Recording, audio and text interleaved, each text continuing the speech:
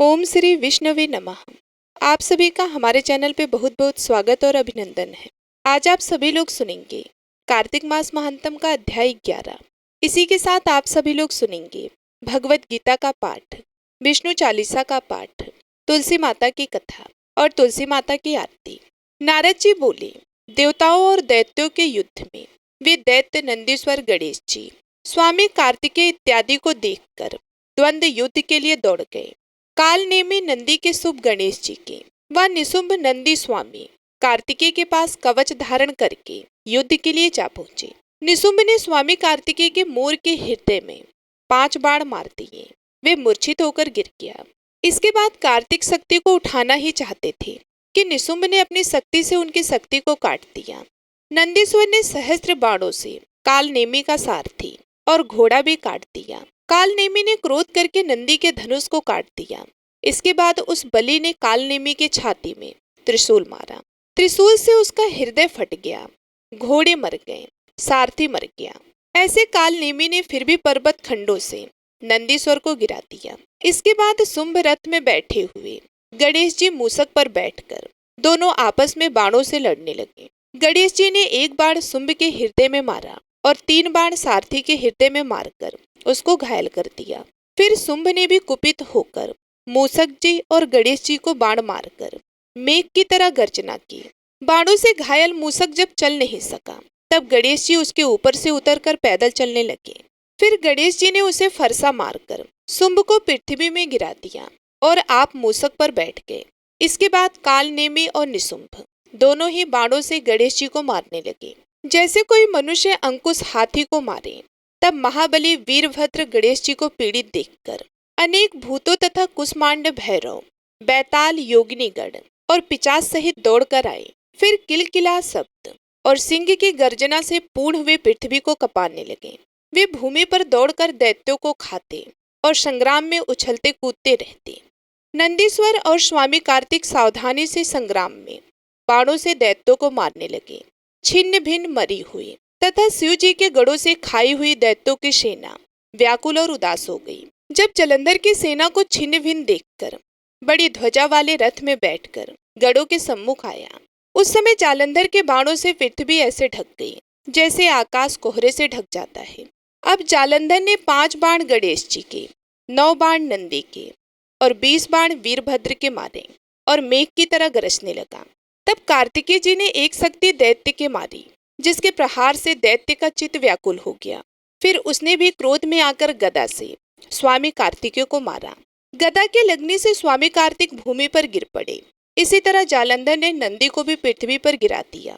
फिर गणेश जी ने क्रोध में आकर अपने फरसे से उसकी गर्दन काट दी। वीरभद्र ने 3 बाण दैत्य को मारे और 7 बाणों से उसका घोड़ा, ध्वजा, धनुष और छत्र काट दिए।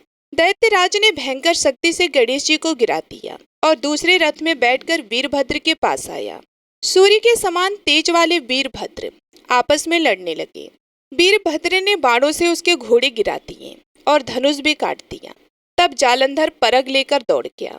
नारद जी बोले कि उस दैत्य ने वह परग वीरभद्र के मस्तक में मारा, जिससे उसके मस्तक से लहू गिरने लगा और वे पृथ्वी पर गिर पड़ा। नारद जी बोले, शिव जी के गढ़ वीरभद्र को गिरा देखकर भय से चिल्लाते हुए शिव जी के पास गए। इसके आगे का वृतांत आप अगले अध्याय में सुनेंगे। अब सुनिए भगवत गीता का महात्म। भगवान श्री विष्णु माता लक्ष्मी जी से बोले, सुमुखी, अब मैं 6ठे अध्याय का महात्म बताता हूँ, जिसे सुनने वाले मनुष्यों के लिए मुक्ति कारक हो जाती है। गोदावरी नदी के तट पर प्रतिष्ठानपुर पैठन नामक एक विशाल नगर है, जहाँ मैं पिपली के नाम से विख्यात होकर रहता हूँ। उस नगर में जानश्रुति नामक एक राजा रहते थे, जो भूमंडल की प्रजा को अत्यंत प्रिय थे। उनका प्रताप मार्तंड मंडल के प्रचंड तेज के समान जान पड़ता था। प्रतिदिन होने वाले उनके यज्ञ के धुएं से नंदन वन के कल्प वृक्ष इस प्रकार काले पड़ गए थे, मानो राजा के असाधारण दानसिता को देखकर वे लज्जित हो गए हों। उनके यज्ञ में प्राप्त पुंडांश के रसास्वादन में सदा आसक्त होने के कारण देवता लोग कभी प्रतिष्ठानपुर को छोड़कर बाहर नहीं जाते थे। उनके दान के समय छोड़े हुए जल की धारा, प्रताप रूपी तेज और यज्ञ के धूम से पुष्ट होकर मेघ ठीक समय पर वर्षा करते थे। उस राजा के शासनकाल में तियोपानी की खेती में होने वाले 6 प्रकार के उपद्रव के लिए कहीं थोड़ा भी स्थान नहीं मिलता था और अच्छी नीतियों का सर्वत्र प्रसार होता था। वे बाबली कुएं और पोखर खुदवाने के बहाने मानो प्रतिदिन पृथ्वी के भीतर की निधियों का अवलोकन करते थे। एक समय राजा के दान, तप, यज्ञ और प्रजा पालन से संतुष्ट होकर स्वर्ग के देवता उन्हें वर देने के लिए आए। वे कमल नाल के समान उज्जवल हंसों का रूप धारण करके अपनी पांख हिलाते हुए आकाश मार्ग से चलने लगे। बड़ी उतावली के साथ उड़ते हुए वे सभी हंस परस्पर बातचीत भी करते जाते थे। उनमें से भद्रास आदि 2-3 हंस वेग से उड़कर आगे निकल गए। तब पीछे वाले हंसों ने आगे जाने वालों को संबोधित करके कहा कि अरे भाई, भद्राश्याम हो रहा है, उस तेज से भस्म होने की आशंका है, अतः सावधान होकर चलना। पीछे वाले हंसों के यह वचन सुनकर आगे वाले हंस हंस पड़े और उच्च स्वर से उनकी बातों की अवहेलना करते हुए बोले, अरे भाई, क्या इस राजा जान श्रुति का तेज ब्रह्मवादी महात्मा रग के तेज से भी अधिक तीव्र है? हंसों की यह बात सुनकर राजा जान श्रुति अपने ऊंचे महल की छत से उतर गए और सुखपूर्वक आसन पर विराजमान होकर अपने सारथी को बुलाकर बोले, जाओ महानतम रग को यहाँ ले आओ। राजा का यह अमृत के समान वचन सुनकर मह नामक सारथी प्रसन्नता प्रकट करता हुआ नगर से बाहर निकला। सबसे पहले उसने मुक्तिदायिनी काशीपुरी की यात्रा की, जहाँ जगत के स्वामी भगवान विश्वनाथ मनुष्यों को उपदेश दिया करते हैं। उसके बाद वे गया क्षेत्र में पहुंचा। महाप्रफुल्ल नेत्रों वाले भगवान गदाधर संपूर्ण लोगों का उद्धार करने के लिए निवास करते हैं। तत् नाना तीर्थों में भ्रमण करता हुआ सारथी पाप नाशनी मथुरापुरी में गया। ये भगवान श्री कृष्ण का आदि स्थान है, जो परम महान एवं मोक्ष प्रदान करने वाला है। वेद और शास्त्रों में वे तीर्थ त्रिभुवनपति भगवान गोविंद के अवतार स्थान के नाम से प्रसिद्ध है। नाना देवता और ब्रह्म ऋषि उसका सेवन करते हैं। मथुरा नगर कालिंदी यमुना के किनारे शोभा पाता है। उसकी आकृति अर्धचंद्र के समान प्रतीत होती है। वे सब तीर्थों के निवास से परिपूर्ण हैं। परम आनंद प्रदान करने के कारण सुंदर प्रतीत होता है। गोवर्धन पर्वत के होने से मथुरा मंडल की शोभा और भी बढ़ गई है। वे पवित्र वृक्षों और लताओं से आवर्त हैं। उसमें 12 वन हैं। वे परम पुण्यमय तथा सबको विश्राम देने वाले श्रुतियों के सार भूत भगवान श्री कृष्ण की आधार भूमि है। तत्पश्चात मथुरा से पश्चिम और उत्तर दिशा की ओर बहुत दूर तक जाने पर सारथी को कश्मीर नामक नगर दिखाई दिया, जहाँ शंख के समान उज्जवल गगनचुंबी महलों की पंक्तियां भगवान शंकर के अट्ठस की भांति शोभा पाती हैं। जहाँ ब्राह्मणों के शास्त्रीय आलाप सुनकर मूर्ख मनुष्य भी सुंदर वाणी और पदों का उच्चारण करते हुए देवता के समान हो जाते हैं। जहाँ निरंतर होने वाले यज्ञ धूप से व्यापत होने के कारण आकाश मंडल मेघों से धुले रहने पर भी अपनी कालिमा नहीं छोड़ता। जहाँ उपाध्याय के पास आकर छात्र जन्मकालीन अभ्यास से ही संपूर्ण कलाएं स्वतः पढ़ लेते हैं, तथा जहाँ माणकेश्वर नाम से प्रसिद्ध भगवान चंद्रशेखर देहधारियों को वरदान देने के लिए नित्य निवास करते हैं। कश्मीर के राजा माणकेश ने दिंग विजय में समस्त राजाओं को जीतकर भगवान शिव का पूजन किया था। तभी से उनका नाम माणकेश्वर हो गया था। उन्हीं के मंदिर के दरवाजे पर महात्मा रेख एक छोटी सी गाड़ी पर बैठे अपने अंगों को खोज हुए वृक्ष की छाया का सेवन कर रहे थे। इसी अवस्था में सारथी ने उन्हें देखा। राजा के बताए हुए भिन्न भिन्न चिन्हों से उसने शीघ्र ही रग को पहचान लिया और उनके चरणों में प्रणाम करके कहा कि ब्राह्मण, आप किस स्थान पर रहते हैं? आपका पूरा नाम क्या है? आप तो सदा स्वच्छंद विचार वाले हैं, फिर यहाँ किस लिए ठहरे हैं? इस समय आपका क्या करने का विचार है? सारथी के यह वचन सुनकर परम आनंद में निमग्न महात्मा रग ने कुछ सोचकर उससे कहा, यद्यपि हम पूर्ण काम हैं, हमें किसी वस्तु की आवश्यकता नहीं है, तथापि कोई भी हमारी मनोवृत्ति के अनुसार परिचय कर सकता है। रग के हार्दिक अभिप्राय को आदरपूर्वक ग्रहण करके सारथी धीरे से राजा के पास चला गया। वहां पहुंचकर राजा को प्रणाम करके उसने हाथ जोड़कर सारा समाचार निवेदन किया। उस समय स्वामी के दर्शन से उसके मन में बड़ी प्रसन्नता थी। सारथी के वचन सुनकर राजा के नेत्र आश्चर्य से चकित हो उठे। उनके हृदय में रग का सत्कार करने की श्रद्धा जागृत हुई। उन्होंने 2 खच्चरों से जुती हुई एक गाड़ी लेकर यात्रा के साथ ही मोती के हार, अच्छे अच्छे वस्त्र और 1 सहस्त्र गायें भी ले गए। कश्मीर मंडल में महात्मा रक जहाँ रहते थे, उस स्थान पर पहुंचकर राजा ने सारी वस्तुएं उनके आगे निवेदन कर दी और पृथ्वी पर पड़कर साष्टांग प्रणाम किया। महात्मा रक अत्यंत भक्ति के साथ चरणों में पड़े हुए राजा जान श्रुति पर कुपित हो उठे और बोले, रे शूद्र, तू दुष्ट राजा है, क्या तू मेरा वृतांत नहीं जानता? ये खच्चरों से जुती हुई अपनी ऊंची गाड़ी ले जा, ये वस्त्र, ये मोतियों के हार और ये दूध देने वाली गाय भी स्वयं ही ले जा। इस तरह आज्ञा देकर रक ने राजा के मन में भय उत्पन्न कर दिया। तब राजा ने सांप के भय से महात्मा रक के दोनों चरणों को पकड़ लिया और भक्ति पूर्वक कहा कि ब्राह्मण, मुझ पर प्रसन्न होइए। भगवान, आप में यह अद्भुत महानतम कैसे आया? प्रसन्न होकर मुझे ठीक ठीक बताइए। रक ने कहा, राजन, मैं प्रतिदिन गीता के 6ठे अध्याय का जप करता हूँ। इसी से मेरी तेजो राशि देवताओं के लिए भी दुष्ट है। तत्परम बुद्धिमान राजा जनश्रुति ने यत्न पूर्वक महात्मा रक से गीता के 6ठे अध्याय का अभ्यास किया। इससे उन्हें मोक्ष की प्राप्ति हुई। इधर रक भी भगवान माणकेश्वर के समीप मोक्षदायक गीता के 6ठे अध्याय का जप करते हुए सुख से रहने लगे। हंस का रूप धारण करके वरदान देने के लिए आए हुए देवता भी विस्मित होकर इच्छा अनुसार चले गए। जो मनुष्य सदा इस एक ही अध्याय का जप करता है, वे भी भगवान विष्णु के ही स्वरूप को प्राप्त होता है। इसमें तनिक भी संदेह नहीं है। ओम नमो भगवते वासुदेवाय नमः। भगवत गीता का अध्याय समाप्त हुआ। आइए सुनते हैं गणेश जी की एक छोटी सी कहानी। बोलो गणेश भगवान की जय हो। एक समय की बात है, एक तालाब में एक मेढक और एक मेढकी रहा करते थे। मेढकी हमेशा सुबह जल्दी उठती और तालाब से बाहर आकर पाल पर बैठ जाती और 1.15 दिन चढ़ने तक गणेश जी की पूजा किया करती थी। मेढकी का इस तरह गणेश जी की पूजा करना मेढक को बिल्कुल भी अच्छा नहीं लगता था। वे कहता था कि कौन है गणेश जी, मैं तो किसी गणेश जी को नहीं मानता हूँ। गार खाती है ना मिट्टी खाती है, भूखी प्यासी पाल पर बैठी रहती है। मुझे देखो कितना हट्टा कट्टा हूँ, कोई विनायक जी की पूजा नहीं करता हूँ। पर मेढकी पर मेढक की बातों का कोई असर नहीं होता। मेढक रोजाना इसी तरह से चिल्लाता रहता। तो ये सुनते सुनते एक दिन गणेश जी भगवान नाराज हो गए और गणेश जी की माया से उसी तालाब पर राजा की एक दासी पानी भरने के लिए आती है और घड़े में जैसे ही पानी भरती है तो मेढक और मेढकी पानी के साथ उसी घड़े में चले जाती हैं। तो वे घर ले जाकर उस पानी के घड़े को भट्टी पर चढ़ा देती हैं और नीचे से आग जला देती हैं। तो जैसे ही पानी गर्म होता है तो मेढक तो बुरी तरह से जलने लगता है और जोर जोर से चीखने लगता है और मेढकी अपने गणेश जी की पूजा में लगी रहती है। तो वे कहता है कि मेढकी, मैं तो गर्म पानी में जल रहा हूँ और तुम आराम से बैठी हो। तो वे बोली, नहीं, मैं तो बिल्कुल नहीं जल रही, मुझे तो ठंडी ठंडी हवा आ रही है। तो मेढक कहने लगा कि कैसी बातें कर रही हो, घड़े के अंदर पानी उबल रहा है और तुम कह रही हो कि मुझे तो ठंडी हवा आ रही है। तो मेढकी कहने लगी कि मैं तो गणेश जी की पूजा करती हूँ और गणेश जी भगवान मेरी रक्षा करते हैं। तो यह सुनकर मेढक कहने लगा कि आज तो तेरे गणेश जी का ध्यान कर, हम इस मुसीबत से छूट जाएं, हमारी जान बच जाए।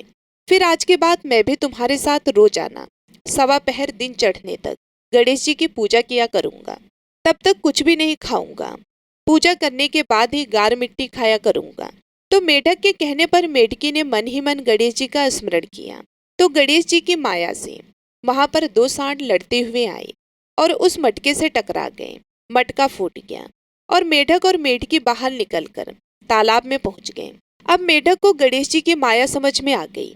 अब वे भी रोजाना मेढकी के साथ 1.15 दिन चढ़ने तक तालाब की पाल पर बैठकर गणेश जी भगवान की पूजा अर्चना किया करता था। हे गणेश जी महाराज, जैसे आपने मेढक और मेढकी की रक्षा की, वैसी ही हमारी और हमारे परिवार की रक्षा करना। सुख समृद्धि सुख सौभाग्य बनाए रखना।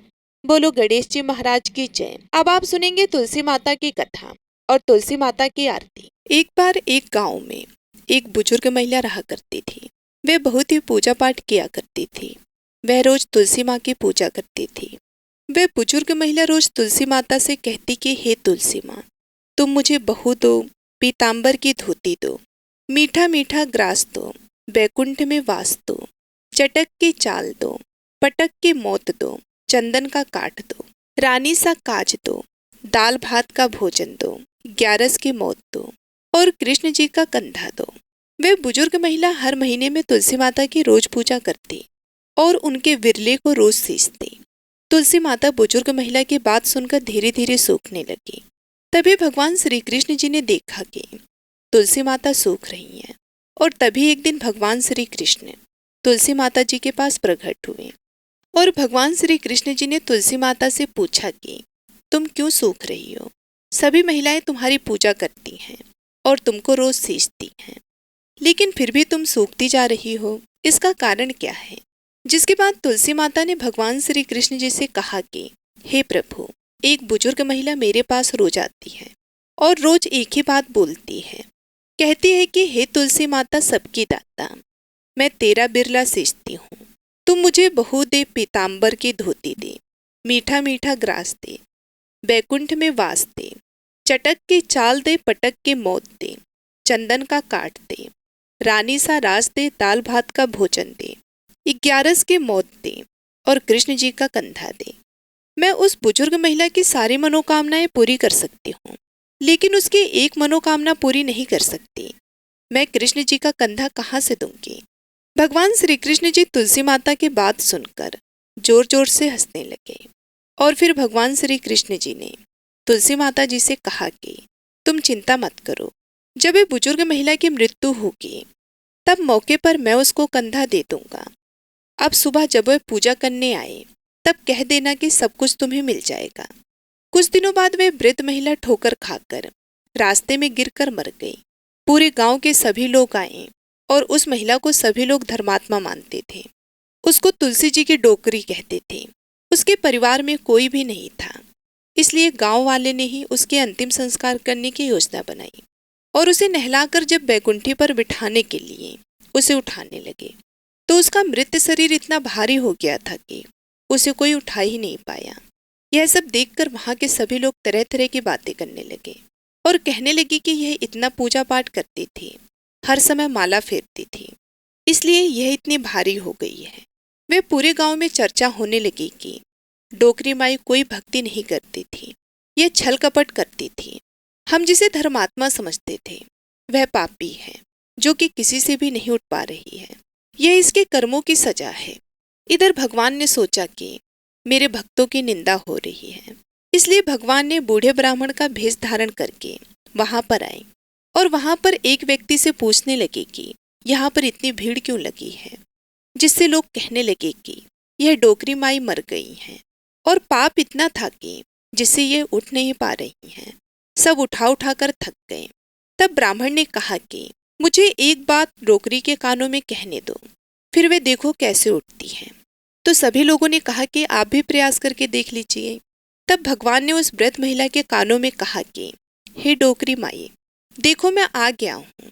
और जो डोकरी पूजा करते समय शब्द कहती थी वह शब्द उसके कानों में कहने लगे, तू बिड़ला सींच, तेरा मैं करूँ निस्तारा, मेरा डोकरी माई बहू ले, बेटी ले पोता ले, लड्डू ले पीताम्बर की धोती ले, गहना ले घी का घड़ा ले, मीठा मीठा खीर और पूड़ी ले, दाल भात का भोजन ले, धन दौलत ले, बेटा पोता को ले, काम ले, तुलसी को पताका ले, मुंह में गंगा जल ले, 11 के दिन ले, चंदन को दाग ले, श्री कृष्ण जी का कंधा ले। इतना सुनते ही डोकरी हल्की हो गई।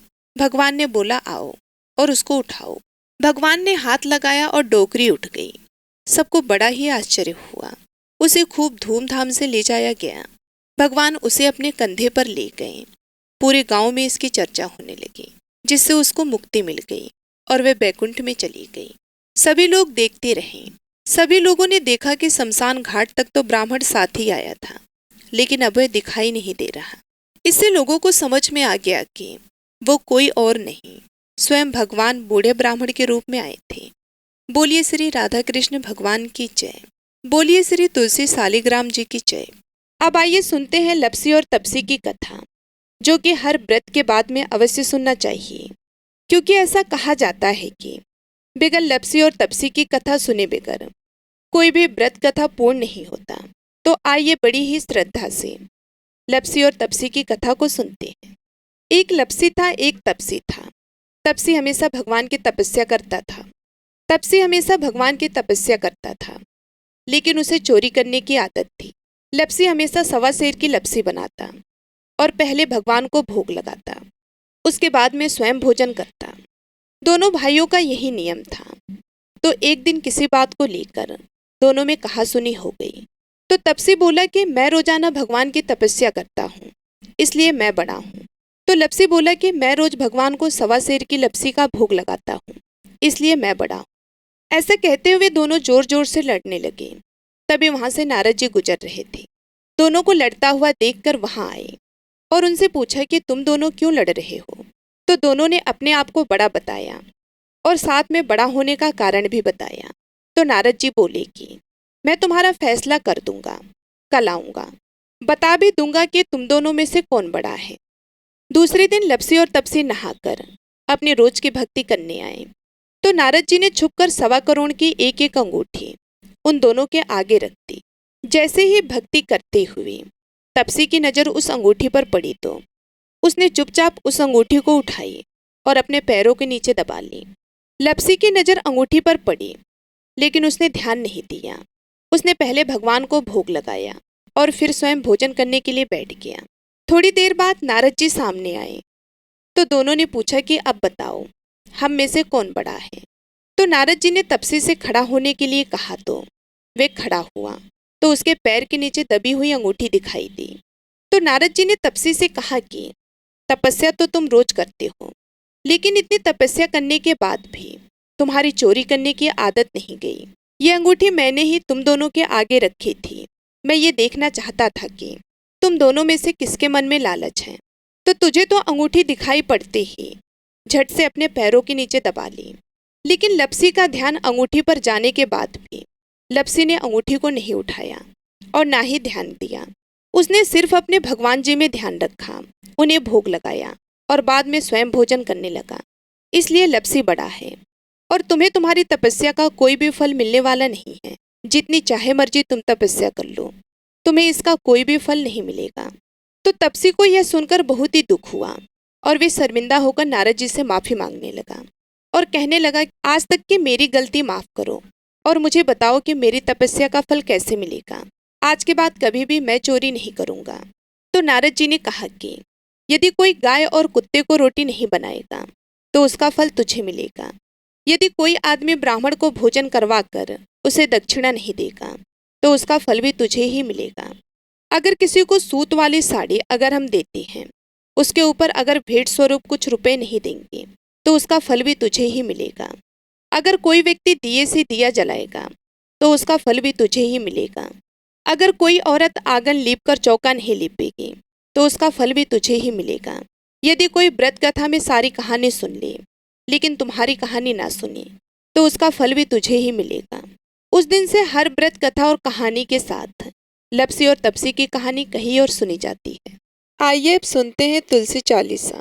जय जय तुलसी भगवती सत्यवती सुखदानी, नमो नमो हरि प्रियसी श्री वृंदा गुण खानी। श्री हरि शीस विरजनी देहु अमर वरम, जनहित हे वृंदावनी अब ना करहु बिलम। धन्य धन्य श्री तुलसी माता, महिमा अगम सदा श्रुति गाता। हरि के प्राणहु से तुम प्यारी, हरहि हेतु कीनो तप भारी। जब प्रसन्न है दर्शन दीनो, तब करि जोरि विनय उस कीनो। हे भगवंत कंत मम हो, दीन जानि जन छाड़ो मोह। सुनी लक्ष्मी तुलसी की बानी, दीनु श्राप कद पर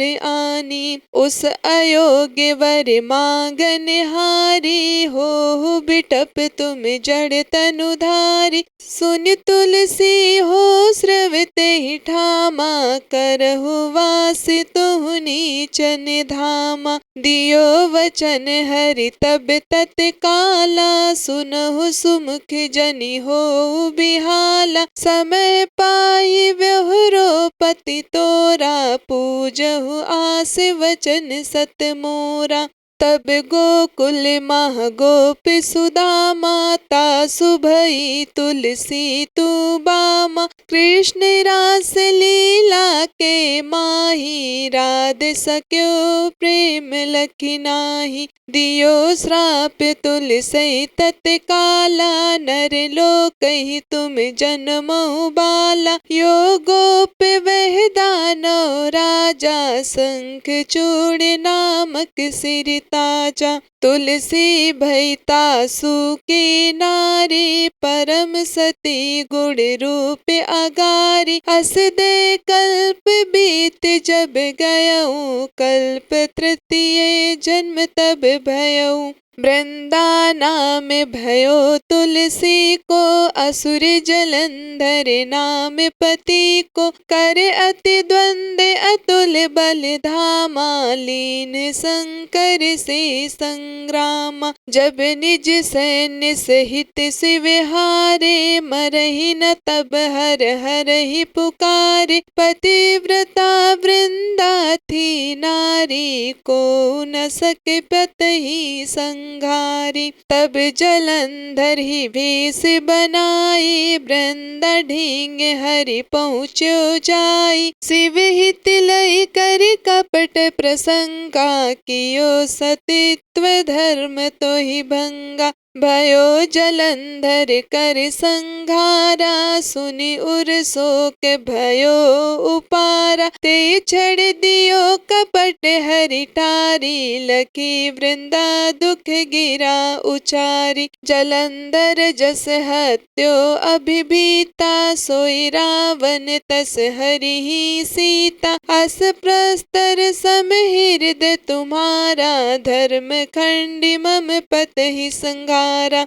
यही कारण लहि श्राप हमारा, होवे तनु पसाण तुम्हारा। सुनि हरि तुरत ही वचन उचारे, दियो श्राप बिना विचारे। लख्यो ना निज करतूति पति को, छलन चाहो जब पार्वती को। जड़ मति तू अस हो जड़ रूपा, जगमह तुलसी बिटप अनूपा। धग्वे रूप हम साली ग्रामा, नदी गंड के बीच ललामा। जो तुलसी दल हम ही चढ़े हैं, सब सुख भोग परम पद पई है। बिन तुलसी हरि चलत शरीरा, अतिशय उठत शीस उर पीरा। जो तुलसी दल हरि सिर धारत, सो सहस्त्र घट अमृत डारत। तुलसी हरि मन रंजन हारी, रोग दोष दुख भंजन हारी। प्रेम सहित हरि भजन निरंतर, तुलसी राधा में नहीं अंतर। व्यंजन हो छपनौ परकारा, बिन तुलसी दल न हरहि प्यारा। सकल तीर्थ तुलसी तरु छाही, लहत मुक्ति जन संशय नाही। कवि सुंदर इक हरि गुण गावत, तुलसी निकट सहस गुण पावत। बसत निकट दुर्वासा धामा, जो प्रयास ते पूर्व ललामा। पाठ करहि जो नित्य नर नारी, होहि सुख भासै त्रिपुरारी। तुलसी चालीसा पढ़ी, तुलसी तरु ग्रह धारी। दीप दान करि पुत्र फल, पावै बंधु नारी। सकल दुख दरिद्र हरि, हार है परम प्रसन्न। असि है धन जन लड़ही ग्रह, बसहि पूर्णा अत्र। लाही अभिमत फल जगत, महलाई पूर्ण सब काम। जहि दल अर्पहि तुलसी तह, सहस बसहि हरि राम। तुलसी महिमा नाम लख, तुलसी सुत सुख राम। मानस चालीसा रच्यो, जगमह तुलसीदास। बोलिए तुलसी माता की जय, श्री हरि विष्णु की जय। अब आइए सुनते हैं तुलसी माता की आरती। जय जय तुलसी माता मैया, जय तुलसी माता। सब जग के सुख दाता, सब जग के सुख दाता, सबकी वर माता, जय जय तुलसी माता। सब योगों से ऊपर, सब रोगों से ऊपर, मैया सब रोगों से ऊपर, रज से रक्षा करके, रज से रक्षा करके, सबकी भवित्राता, जय जय तुलसी माता।